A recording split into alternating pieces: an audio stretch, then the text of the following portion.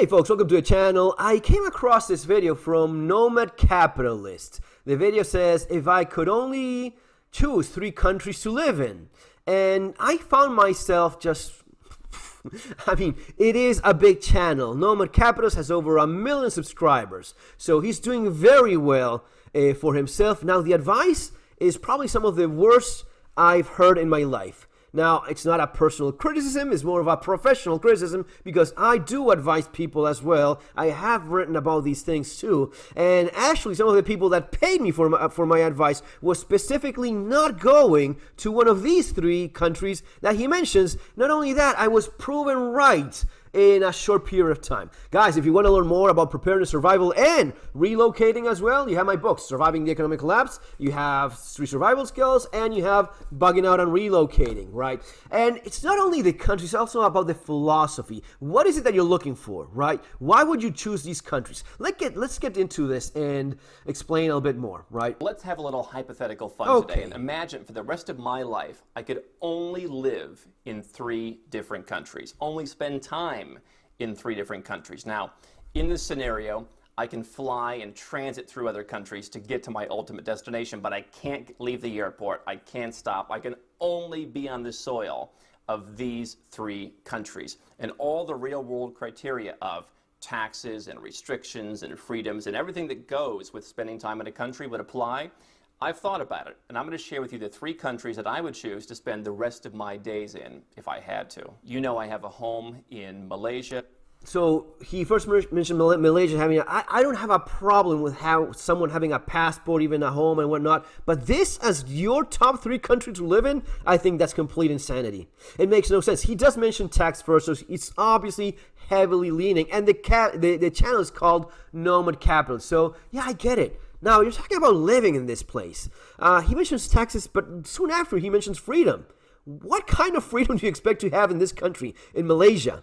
Southeast Asia, not the most dangerous, but also quite dangerous and a huge problem with human trafficking, especially little children. But the culture, the values, they could not be more different than what you're used to. This man is obviously American. He's used to the Western society. You're not... Does he even speak the language? Very much doubt it. But not only that, the culture. Now, I get it. There's some people that are fascinated with Indian culture, with Japanese culture, and they move there and they love it. Unless that's the case, there's really no objective reason why someone from a Western civilization would choose Malaysia as a place to live in. I've heard people that love the idea of living in India because of the spiritual connection they have with the place or they feel they should have. All right, let's get to the next one. I've been going to Malaysia for many, many years, and I would choose Malaysia as one of the top 2 countries on my list of 3. So I think the second country on my list, where I would spend several months, would be Mexico. I do like Serbia. Mexico. I don't know how much Spanish he speaks or not. I will assume none. And I'm pretty sure I'm correct in my assumptions about his Spanish. So, Mexico.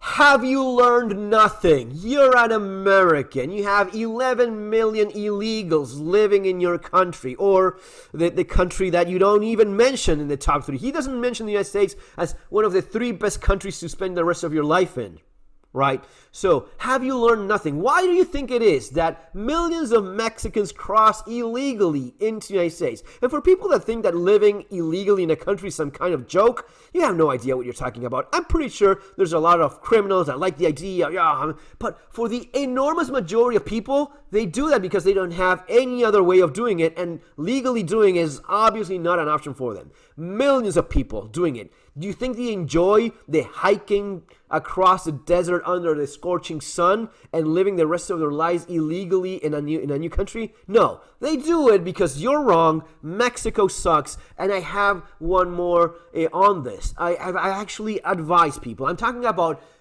getting paid well for advising people. And I was advising someone from the United States about where he wanted to live. And he explained that, well, he was considering Mexico, and giving what I knew about this person, and, it's about, yeah, my entire family, I'm first generation Mexican in the United States, and I want to go back to Mexico because most of my family is there. All right, that's a strong point. No.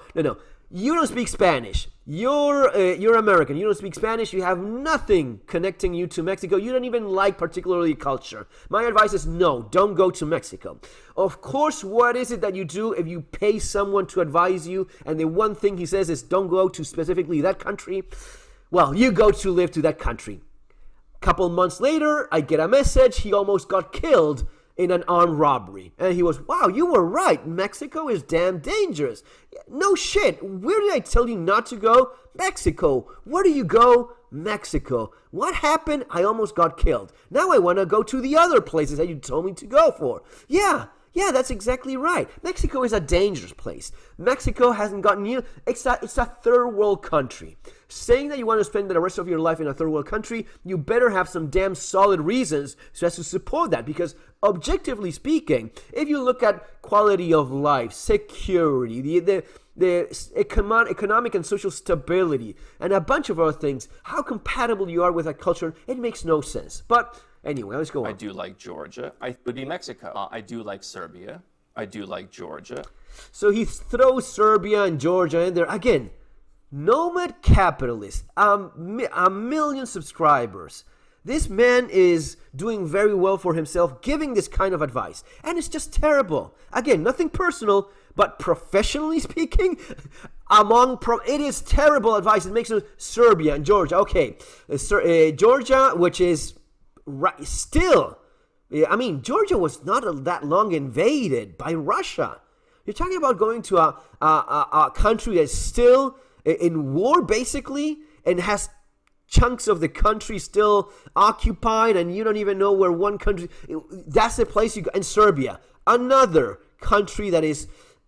What it's you like the political stability of basically being in Russia's pocket within Western Europe, within Eastern Europe, some of the more dangerous places, some of the least developed places. The weather is also fantastic in Serbia, of course. The recent history of conflict and war. What is it that you like so much? What is the taxation thing? I mean, damn man, if you're doing so well economically, figure it out. But don't spend the rest of your life in Georgia, in Serbia, in Mexico, and hell, even Malaysia sounds like a horrible idea. Guys, that's my advice. That's the way I see it. And objectively speaking, if you look at most of the lists from different publications that do this seriously in one way or another, there's always going to be bias. But none of these countries is even mentioned for good reasons.